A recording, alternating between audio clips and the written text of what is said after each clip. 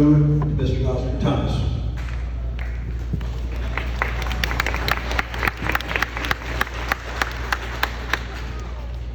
Wow, it's so good to be here in front of you all. I'd say that I am so thankful for this opportunity, but my name is actually Oscar. So instead, I'd like to start by thanking the graduates, some of whom are ready to move on to whatever's next, while others are less enthusiastic. Additionally, I'd like to thank the parents of said graduates, who for years were so excited for their kids to leave and go off to college, but now can't make it 30 minutes without breaking down into tears. And finally, I'd like to give a shout out to the teachers who were always there for us, especially at our worst. Needless to say, we have all come a long way since we started our journeys over a decade ago. I still remember when we first stepped into Mrs. Stillwell and Pocock's inviting kindergarten classrooms, and how we always loved our periodic class field trips exploring the Omaha Zoo, or dressing up as homesteaders from the 1800s going to prairie school, or even just walking to the Bennett Park to have picnics and partake in general shenanigans. Some of us may have joined a little later than others, though we've still grown up together. And we've lived together, we've helped each other, and we've been there for each other. We're small, but we're also connected. We know more than just our peers' names. We know our peers as people, as friends. Don't get me wrong, we fought occasionally. For instance, that one time when the Hinkley violently shoved me and dislocated my kneecap during sleigh rehearsal.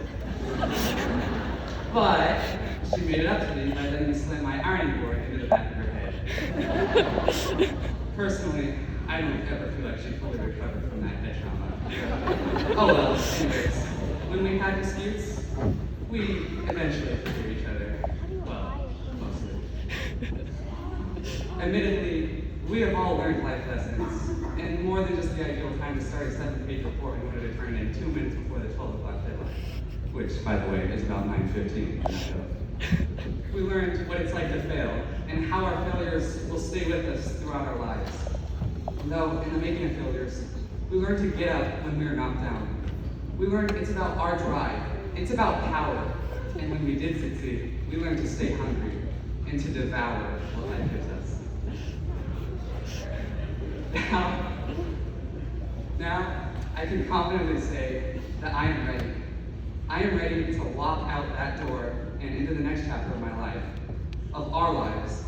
Though we will all depart separately, we will still be together, and for more than just pulled pork and cheesy potatoes at the guy's grad party.